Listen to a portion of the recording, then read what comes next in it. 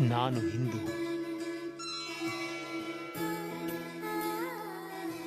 ನಮ್ಮ ಸಂಸ್ಕೃತಿ ನಮ್ಮ ಹೆಮ್ಮೆ. ಅದನ್ನು ಬೆಳೆಸೋಣ, ಅದನ್ನು ಉಳಿಸೋಣ. ಹೃಸ್ವದೀರ್ಘಕೃಶಸ್ಥೂಲ ನಾಮಗೋತ್ರ ವಿಭಜಿತ ಪಂಚಭೂತೈಕ ದಿಕ್ತಾಯ ದತ್ತಾತ್ರೇಯ ನಮೋಸ್ತುತೆ. ಅಧ್ಯಾಯ 4. ಶ್ರೀ ಗಣೇಶಾಯ ನಮಃ.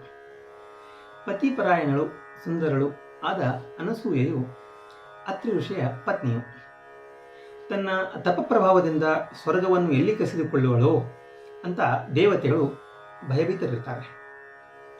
ಅದರಿಂದ ದೇವತೆಗಳೆಲ್ಲರೂ ಕೂಡಿ ಬ್ರಹ್ಮ ವಿಷ್ಣು ಮಹೇಶ್ವರರಿಗೆ ಹತ್ತಿರ ಹೋಗ್ತಾರೆ ಮತ್ತು ಅನಸೂಯೆಯ ಪಾತಿವೃತ್ಯವನ್ನು ಮತ್ತು ಅತಿಥಿ ಸತ್ಕಾರವನ್ನು ಕೀರ್ತಿಯನ್ನು ವರ್ಣಿಸಿ ಹೇಳ್ತಾರೆ. ಸೂರ್ಯ ಅಗ್ನಿಯರು ಕೂಡ ಅವಳ ದಾಸರಂತೆ ವರ್ತಿಸುತ್ತಿರುವರು. ನಮ್ಮಿಂದ ಅಪರಾಧವಾದರೆ ಅವಳು ಶಾಪವನ್ನು ಕೊಡಬಹುದು, ನಮ್ಮ ಸ್ಥಾನವನ್ನು ಆಕ್ರಮಿಸಬಹುದು ಅಂತ ಹೇಳಲು ಬ್ರಹ್ಮ ವಿಷ್ಣು ಮಹೇಶ್ವರರು ಅವಳ ವೃತಭಂಗವನ್ನು ಮಾಡಲು ಭಿಕ್ಷುಕ ವೇಷದಲ್ಲಿ ಅನಸೂಯೆಯ ಬಾಗಿಲಿಗೆ ಬಂದಿರ್ತಾರೆ. ಅತ್ರಿ ಋಷಿಗಳು ಆಗ ನದಿ ತೀರಕ್ಕೆ ಹೋಗಿರ್ತಾರೆ. ಅನಸೂಯೆಯು ಅತಿಥಿಗಳನ್ನು ಆದರದಿಂದ ಬರಮಾಡಿಕೊಂಡರು. ಅತಿಥಿಗಳು ಅನಸೂಯೆಗೆ ಹೇಳ್ತಾರೆ, ದೇವಿ, ನೀನು ಅತಿಥಿ ಸೇವೆಯಲ್ಲಿ ಸದಾ ದಕ್ಷಳೆಂದು ನಾವು ಕೇಳಿಪಟ್ಟಿರುತ್ತೇವೆ. ನಾವು ಹಸಿದು ಬಂದಿರುವೆವು, ನಮಗೆ ಇಚ್ಛಾ ಭೋಜನ ನೀಡಲು ಅಂತ ಕೇಳ್ಕೋತಾರೆ. ಆಗ ಅತಿಥಿಗಳ ಸತ್ಕಾರ ಮಾಡಿ ಅವರಿಗೆ ಅಡುಗೆಯು ಸಿದ್ಧವಾಗಿದೆ, ಋಷಿಗಳು ಬಂದ ಕೂಡಲೇ ನಿಮಗೆ ಊಟಕ್ಕೆ ಹಾಕುವೆ ಅಂತ ಹೇಳ್ತಾಳೆ.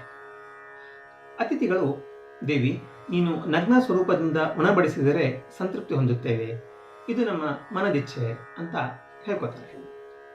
ನಿರ್ಮಲ ಹೃದಯದವಳು ಮತ್ತು ಮಹಾಸಾಧ್ವಿಯೂ ಆದ ಅನಸೂಯೆಯು, ಇವರು ದೈವೀ ಪುರುಷರು, ಇದು ನನ್ನ ಪರೀಕ್ಷೆಯ ಕಾಲವು ಅಂತ ತಿಳಿದು ಮನದಲ್ಲಿ ಪತಿಯ ಪಾದಕಮಲಗಳನ್ನು ಸ್ಮರಿಸ್ತಾರೆ.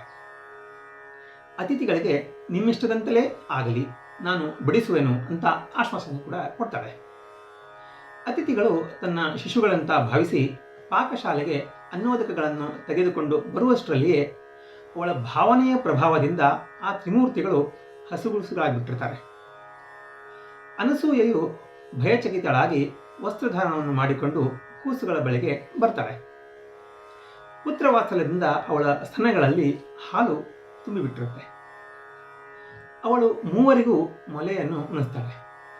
ತನ್ನ ಉದರದಲ್ಲಿ 14 ಲೋಕಗಳು, ಸಪ್ತ ಸಮುದ್ರಗಳು, ವಡವಾಗ್ನಿಯು ಇರುವಂತೆ ವಿಷ್ಣು ಸೃಷ್ಟಿಯ ತೊಡಗಿರುವಂತಹ ಬ್ರಹ್ಮನು, ಹಣಿಗಣ್ಣಿನ ರುದ್ರನು ಆ ಸಾಧ್ವಿಯ ಮೊಲೆಯುಂಡು ಸಂತೃಪ್ತರಾಗ್ತಾರೆ.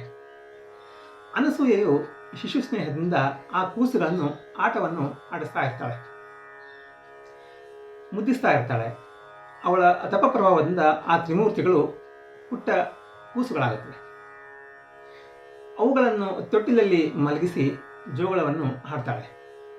ಅಷ್ಟರಲ್ಲಿಯೇ ಆಶ್ರಮಕ್ಕೆ ಅತ್ರಿ ಋಷಿಗಳು ಬರ್ತಾರೆ. ಬಂದು ಎಲ್ಲ ವಿಷಯವನ್ನು ಕೇಳಿ ಆನಂದಿತರಾಗ್ತಾರೆ. ಜ್ಞಾನ ದೃಷ್ಟಿಯಿಂದ ಈ ತ್ರಿಮೂರ್ತಿಗಳೆಂದು ಅವರಿಗೆ ಅರ್ಥ ಆಗುತ್ತೆ. ಅವರು ಕೂಡ ಭಕ್ತಿಪೂರ್ವಕವಾಗಿ ನಮಸ್ಕರಿಸಲು ಶಿಶುಗಳು ನಿಜರೂಪ ಧಾರಣವನ್ನು ಮಾಡ್ತಾರೆ. ಅತ್ರಿ ಋಷಿಗಳನ್ನು ಕುರಿತು, ನಿಮ್ಮ ಪತ್ನಿ ಅನಸೂಯೆಯು ಅಲೌಕಿಕ ಸಾಧ್ವಿಮಣಿ ಇರ್ತಾರೆ, ನಾವು ಸಂತುಷ್ಟರಾಗಿದ್ದೇವೆ, ಕಾರಣ ನಿಮಗೆ ಬೇಕಾದ ವರಗಳನ್ನು ನೀವು ಕೇಳಿಕೊಳ್ಳಿರಿ ಅಂತ ಹೇಳ್ತಾರೆ. ಆಗ ಅನಸೂಯೆಯು ಪತಿಗೆ, ಪ್ರಾಣೇಶ್ವರ, ಈ ಮೂವರು ನಮ್ಮ ಮಕ್ಕಳಾಗಿ ಜನಿಸಬೇಕು ಅಂತ ಪ್ರಾರ್ಥಿಸಿರಿ ಅಂತ ಕೇಳ್ಕೊತಾರೆ. ಇದನ್ನು ಕೇಳಿ ತ್ರಿಮೂರ್ತಿಗಳು ಅದಕ್ಕೊಪ್ಪಿ ತಮ್ಮ ತಮ್ಮ ಅಂಶೀಭೂತರಾದ ಸ್ವರೂಪವನ್ನು ಬಿಟ್ಟು ಕಣ್ಮರೆಯಾಗ್ತಾರೆ.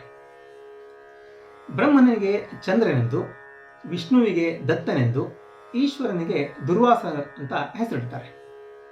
ಕೆಲವು ದಿವಸಗಳಾದ ಬಳಿಕ ಚಂದ್ರ ಹಾಗೂ ದುರ್ವಾಸರು ತಾಯಿ ಹತ್ತಿರ ಬಂದು, ತಾಯಿ, ಚಂದ್ರಮಂಡಲದಲ್ಲಿ ವಾಸಿಸಿ ನಿನಗೆ ದರ್ಶನವನ್ನು ಕೊಡುವೆವು ಅಂತ ಚಂದ್ರನು ಹೇಳ್ತಾನೆ. ದುರ್ವಾಸನು ತೀರ್ಥಯಾತ್ರೆಗಳನ್ನು ಮಾಡಿ ತಪಸ್ಸನ್ನು ಆಚರಿಸುತ್ತೇನೆ ಅಂತ ಹೇಳಿ ಈ ಇಬ್ಬರು ಅಪ್ಪಣೆ ಪಡೆದು ಹೊರಟು ಹೋಗ್ತಾರೆ. ತ್ರಿಮೂರ್ತಿಗಳಲ್ಲಿ ಐಕ್ಯರಾದ ದತ್ತಾತ್ರೇಯನ ರೂಪದಿಂದ ಅನಸೂಯೆಯ ಹತ್ತಿರ ಬಂದು ನಿಲ್ತಾರೆ.